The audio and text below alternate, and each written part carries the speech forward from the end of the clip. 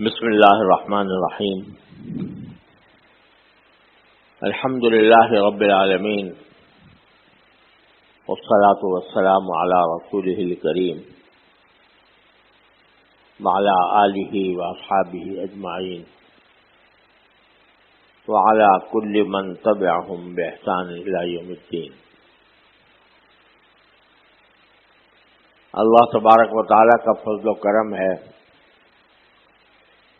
کہ اس نے ہمیں اپنی زندگی میں ایک اور رمضان عطا فرمایا اور اس کا بیشتر حصہ گزر چکا اور آج اس کا آخری جمعہ ہے۔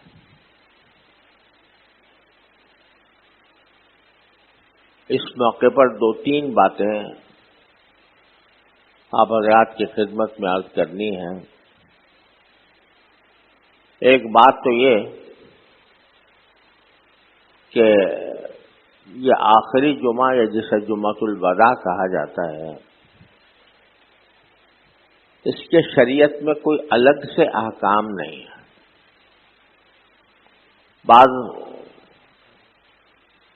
حضرات جمعۃ الوداع کے سلسلے میں کہتے ہیں کہ جمعۃ الوداع کے اندر فلاں طرح کی نماز پڑھیں، اس میں پہلی اس میں یہ پڑھیں وہ پڑھیں۔ ایسی کوئی چیز قرآن و سنت سے ثابت نہیں ہے۔ البتہ اس لحاظ سے بے شک ایک مسلمان کے لیے اس کی اہمیت بڑھ جاتی ہے کہ رمضان کا مہینہ جا رہا ہے اور اب کم از کم اس سال کسی آدمی کو رمضان کا کوئی اور جمعہ نصیب نہیں ہوگا۔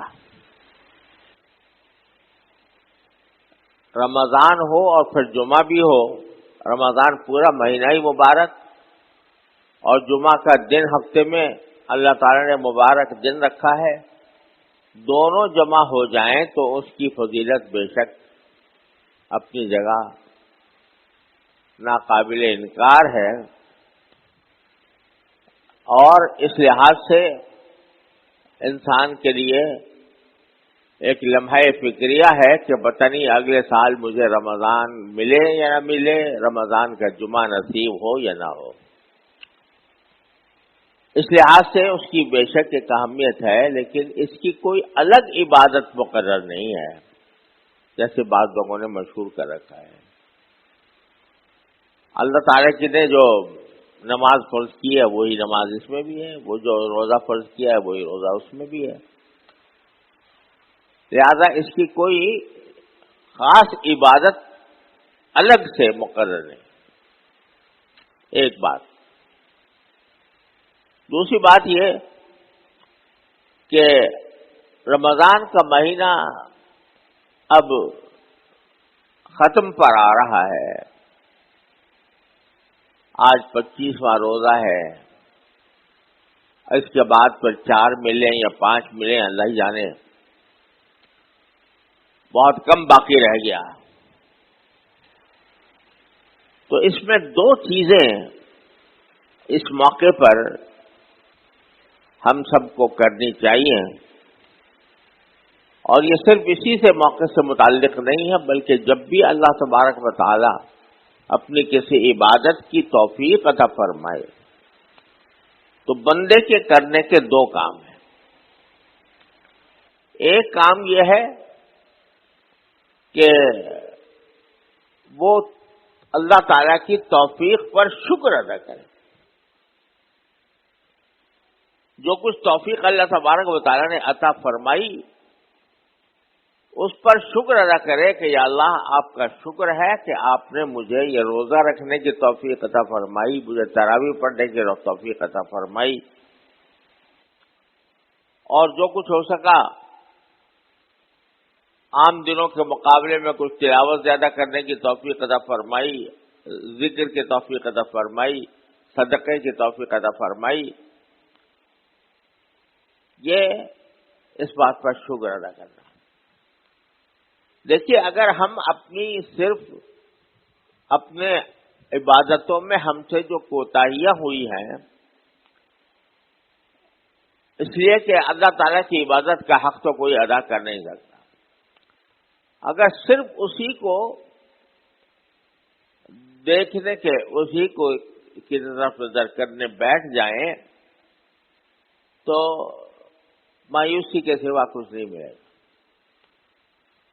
لیکن یہ دیکھو کہ الحمدللہ جن کو توفیق ہوئی روزہ رکھنے کی، جن کو توفیق ہوئی تراویح پڑھنے کی، جن کو توفیق ہوئی راتوں کو جاگنے کی، جن کو توفیق ہوئی اعتکاف کرنے کی، یہ اللہ تعالیٰ کی خاص نعمت ہے جو ان کو حاصل ہوئی، اس پر شکر ادا کرنا چاہیے۔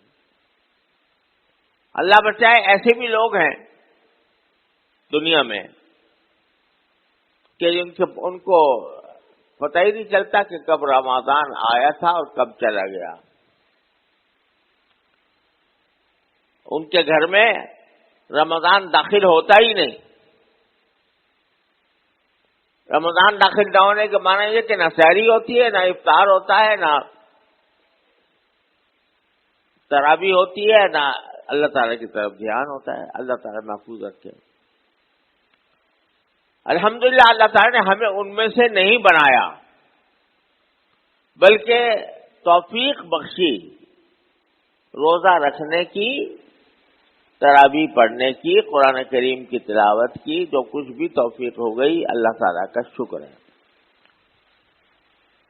تو یہ موقع ایک تو اللہ تعالیٰ کا شکر ادا کرنے کا ہے کہ اس نے ہمیں رمضان کی دولت عطا فرمائی۔ دوسرا یہ موقع استغفار کا بھی ہے کہ جو نعمت اللہ نے عطا فرمائی تھی اس سے جتنا فائدہ ہمیں اٹھانا چاہیے تھا اتنا ہم نے اٹھایا نہیں، اس لیے کہ نہ رمضان کا حق ادا پایا، نہ روزوں کا حق ادا ہو پایا، نہ تراویح کا حق ادا ہو پایا، بلکہ ہم نے بہت سے اوقات غفلت میں گزار دیا۔ اس پر اللہ تعالیٰ سے استغفار۔ ایک تو اللہ کی دی ہوئی توفیق کی ناشکری نہ کرنی چاہیے، جب اسے توفیق دی ہے تو اس کا شکر ادا کریں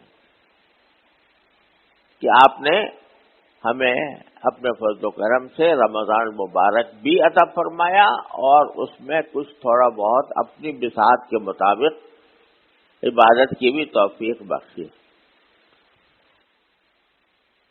لہذا آج دونوں کام کرنے چاہیے، اللہ تعالیٰ کا شکر بھی اور اپنی کوتاہیوں پر استغفار بھی۔ ایک رجحان ہمارے معاشرے میں اکثر پایا جاتا ہے کہ جو کچھ چھوٹی موٹی عبادت کرنے کی توفیق ہو جاتی ہے اس کی ناقدری کرتے ہیں کہ بھئی ہم نے کیا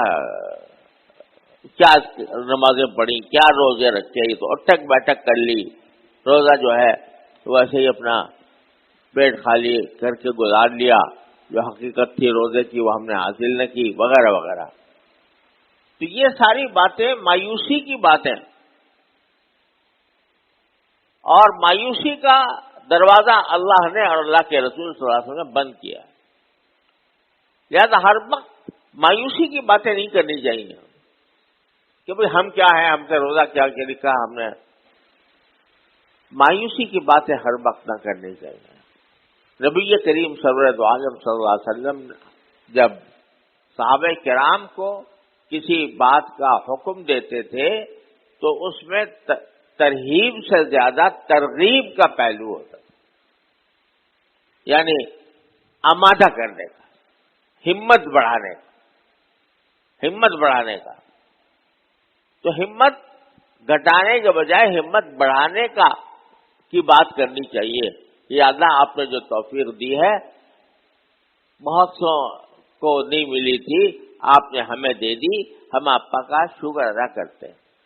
البتہ جو کوتاہیاں ہم سے ہوئی، اے اللہ ہم اسے مغفرت مانگتے ہیں۔ تو دو چیزوں کو جمع کر لینا چاہیے، اور یہ ہر عبادت کے اندر کرنا چاہیے، روزے میں بھی، رمضان میں بھی۔ تیسری بات جو ذرا خطرناک ہے لیکن ایک مسلمان کے لیے بڑا قابل تنبیہ ہے، قابل غور ہے، وہ کیا ہے؟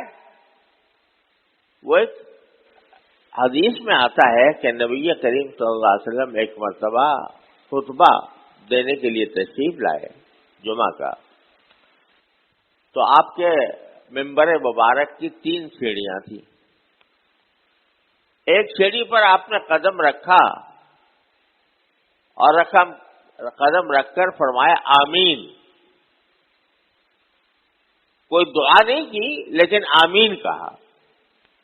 دوسری سیڑھی پر قدم رکھا، وہاں پر بھی آمین فرمایا، اور تیسری سیڑھی پر قدم رکھا، وہاں پر بھی آمین فرمایا۔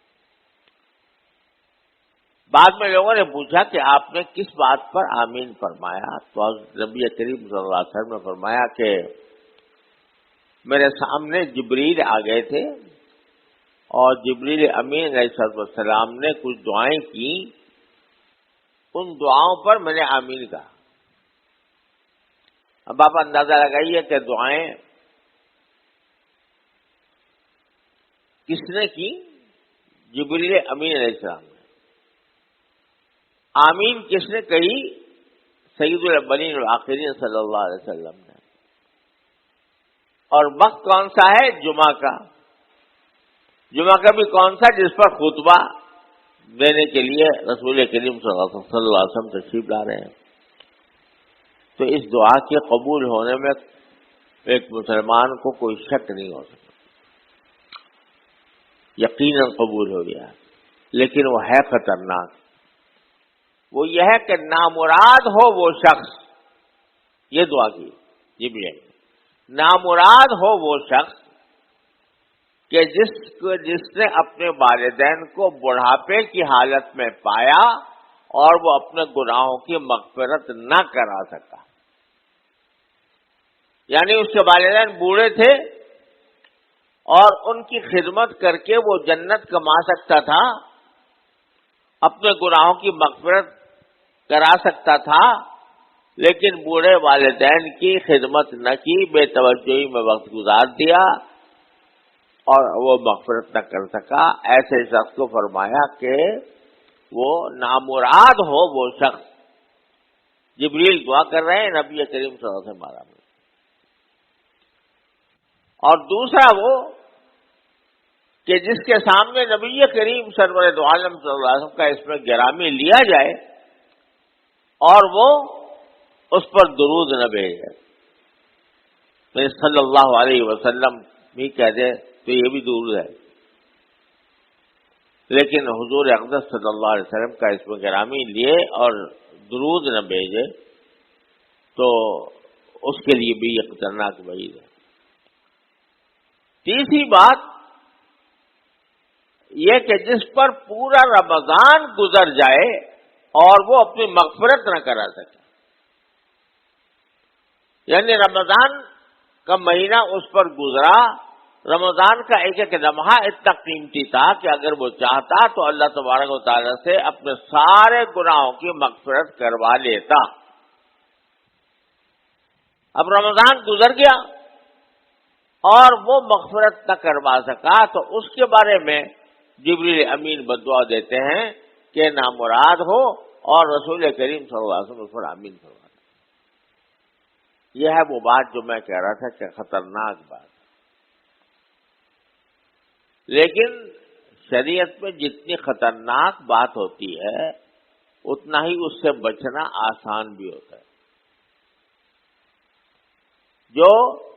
جس بات پر بڑی وعید بیان کی جاتی ہے، اللہ تبارک و تعالیٰ اس بات سے بچنے کا طریقہ، آسان طریقہ بھی بیان فرما دیتا ہے، ورنہ وہ ہمارے خالق و مالک اور ہماری نفسیات سے، ہمارے ذہن سے، ہماری کمزوری سے ان سے زیادہ کون واقف ہوگا؟ لہذا اگر وہ کسی چیز پر خطرہ کا ظاہر کرتے ہیں کہ اس میں اندیشہ ہے تمہیں، اللہ بچائے اللہ کی ناراضی کا، تو اس سے بچنے کا طریقہ بھی آسان ہو جاتا ہے۔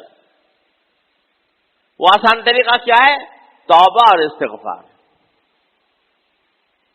توبہ اور استغفار کیا مانا؟ ٹھیک ہے رمضان کے 32 دن چلے گئے، لیکن 4 دن تو باقی ہیں، اور جب 4 دن باقی ہیں تو ان کو اپنے پچھلے زمانے کی حق تلفیوں سے کی تلافی کے لیے استعمال کر لو، کہ اب ان میں ہم رجوع کریں گے اللہ تعالیٰ سے، نماز حاجت پڑھ کر، نفلیں پڑھ کر، اور 2 راتیں ابھی ایسی باقی ہیں جن میں جمع قدر ہونے کا احتمال ہے، 27ویں شب بھی اور 29ویں شب۔ تو ان کو کام میں لا کر آسان کر دیا کہ ایک مرتبہ تم صدق دل سے بیٹھ کر یہ کہہ دو کہ استغفر اللہ ربی من کل ذنب واتوب الیہ،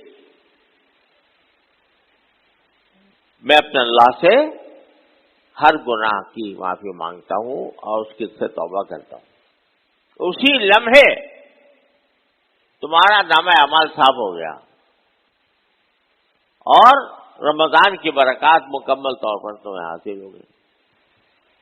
لہذا ان جو باقی ماندہ لمحات ہیں ان میں خصوصی طور پر رجوع الی اللہ کا اہتمام کرنا چاہیے، اللہ تبارک و تعالیٰ کی طرف رجوع۔ 2 راتیں آ رہی ہیں، 27ویں اور 29ویں، جن میں شب قدر ہونے کا بھی کبھی احتمال ہے۔ ان راتوں کو بھی اللہ تعالیٰ کی طرف رجوع میں صرف کریں۔ خوب سمجھ لیجئے کہ ان راتوں میں کوئی عبادت کا کوئی الگ سے طریقہ اللہ نے، اللہ کے رسول نے مقرر نہیں کیا۔ وہی نماز ہے، وہی نماز ہے، وہی تلاوت ہے، وہی ذکر ہے، وہی دعا ہے، لیکن اتنا فرق ہے کہ اس عبادت کو اللہ تبارک و تعالی نے اور اللہ کے رسول صلی اللہ علیہ وسلم نے تنہائی میں، خلوت میں انجام دینے کی ترغیب دی۔ یہ اجتماعی عبادت نہیں ہے، یہ جلسوں کی رات نہیں ہے، یہ تقریروں کی رات نہیں ہے، یہ دعوتوں اور تقریبات کی رات نہیں ہے۔ یہ تو ایسی رات ہے کہ بندہ ہو اور اس کا اللہ ہو، کسی گوشے میں بیٹھ کر اپنے اللہ سے آدمی رابطہ قائم کرے اور دعائیں کرے، ذکر کرے جتنا ہو سکے، تلاوت جتنی ہو سکے، نفلیں پڑھے 8 کم سے کم، اور جتنی ہو سکے تلاوت کرے، جتنی ہو سکے دعا کرے۔ اس کام کے لیے خلوت میں، تنہائی میں، مجمع میں، تقریروں میں، جلسوں میں اس کو ضائع کرنا اس کی ناقدری ہے۔ اس طرح اس کو پورا کرنا چاہیے۔ اور بھائی آخر میں یہ گزارش ہے کہ اللہ تعالیٰ کی طرف سے دروازہ کھلا ہوا ہے توبہ کا، استغفار کا، دعائیں قبول کرنے کا۔ تو اس زمانے میں ہم اللہ تعالیٰ سے اپنے اجتماعی مصالح کے لیے بھی دعا فرمائیں، اپنے ملک کے لیے۔ ملک بڑے بہت ہی تاریخ کے بدترین حالات سے گزر رہا ہے، استحکام مفقود ہے اور افراتفری پھیلی ہوئی ہے۔ یہ سارا ہماری بدعملیوں کا نتیجہ ہے، لیکن اللہ تبارک و تعالیٰ سے دعا کرنے میں تو کوئی تکلیف نہیں ہوتی۔ اللہ سے دعا کرے کہ یا اللہ ہم سے اس ملک سے بدامنی کو دور فرما دے، یہاں سے مہنگائی کو دور فرما دے، یہاں سے باہمی خانہ جنگی سے محفوظ فرما دے، لوٹ مار سے بچا لے، رشوت ستانی سے بچا لے۔ اس وقت سرکاری محکمے میں لوگ منہ کھولے بیٹھے ہیں حرام کھانے کے لیے، اور کسی کا کام بجائے رشوت کے نہیں ہوتا۔ تو اللہ تعالیٰ سے مانگو یا اللہ ہم اس مصیبت کا گرفتار ہیں، اس سے ہمیں نجات عطا فرمائیے۔ اور یہ ملک جس کام کے لیے بنا تھا اللہ تعالیٰ اس کو اپنی رحمت سے اس منزل تک پہنچانے کی توفیق عطا فرمائے۔ تنقیدیں تو ہم بہت کرتے ہیں، تبصرے بھی بہت کرتے ہیں، ہماری مجلسیں سیاسی تبصروں سے بھری ہوئی ہوتی ہیں،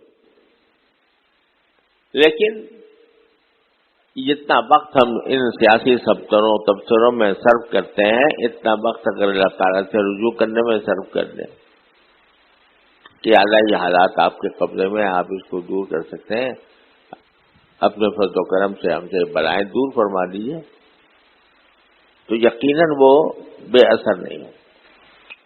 اور اسی میں ہر جمعہ کو میں عرض کرتا ہوں کہ فلسطین میں جو کچھ ہو رہا ہے وہ ہمارے دل کا ایک بہت بڑا زخم ہے، جس کی سنگینی کو الفاظ میں بیان نہیں کیا جا سکتا۔ 30,000 سے زیادہ شہداء، جن میں بہت بڑی تعداد عورتوں بچوں کی ہے، اس ظالم دشمن نے ان کو ان کے ساتھ جو وحشت اور بربریت کا معاملہ فرمایا ہے اس کی تاریخ میں نظیر ملنی مشکل ہے۔ اور افسوسناک بات یہ ہے کہ اس ظلم اور بربریت پر غیر مسلم دنیا چیخ رہی ہے، مظاہرے کر رہی ہے، اپنی حکومتوں سے مطالبے کر رہی ہے کہ اس جنگ کو بند کرائے اور اس کے ساتھ نہ دے۔ لیکن انتہائی افسوس کا اور شرم کا مقام ہے کہ عالم اسلام مراکش سے لے کر انڈونیشیا تک اس طرح چپ سادھے بیٹھا ہے جیسے کچھ ہو ہی نہیں رہا۔ لے دیکھ کر بیچارے الجزائر نے اقوام متحدہ میں قرارداد پیش کی، غنیمت ہے کہ وہ منظور ہو گئی، لیکن ساری زبانی جمع خرچ ہو رہا ہے، اور لوگوں کو تو اور دوسری حکومتوں کو اور دوسرے عالم اسلام کو یہ توفیق نہیں ہوئی